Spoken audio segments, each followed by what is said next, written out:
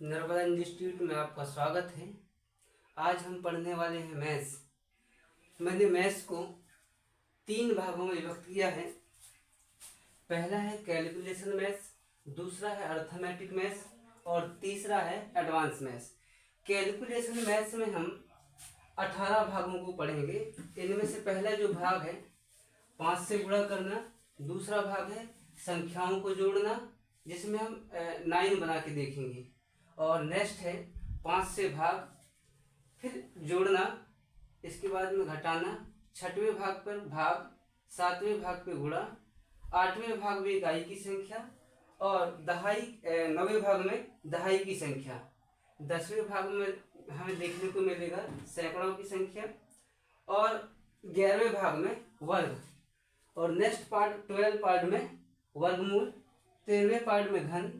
14वें part में घनमूल, 15वें part में प्रतिशत,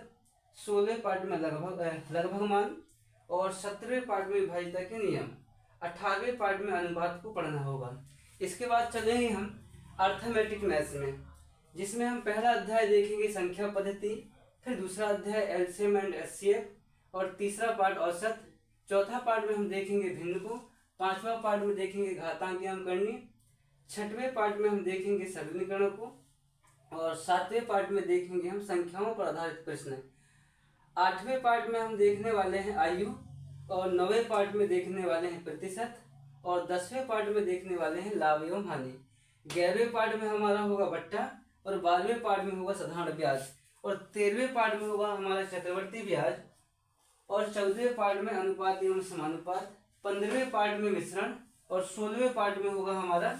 साझेदारी, 17वें पार्ट में कार्य एवं समय तथा वेतन,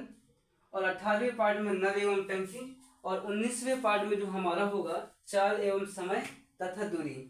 और 20वें पार्ट में होगा हमारा रेलगाड़ी, और 21वें पार्ट में होगा नाम एवं धारा। इसके बाद हम आ जाएंगे एडवांस मैथ्स में, जिसमें हमें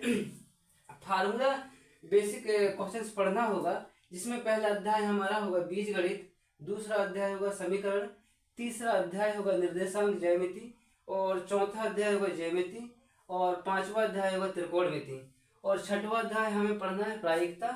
7वें अध्याय होगा हमारा क्रमचय एवं संचय,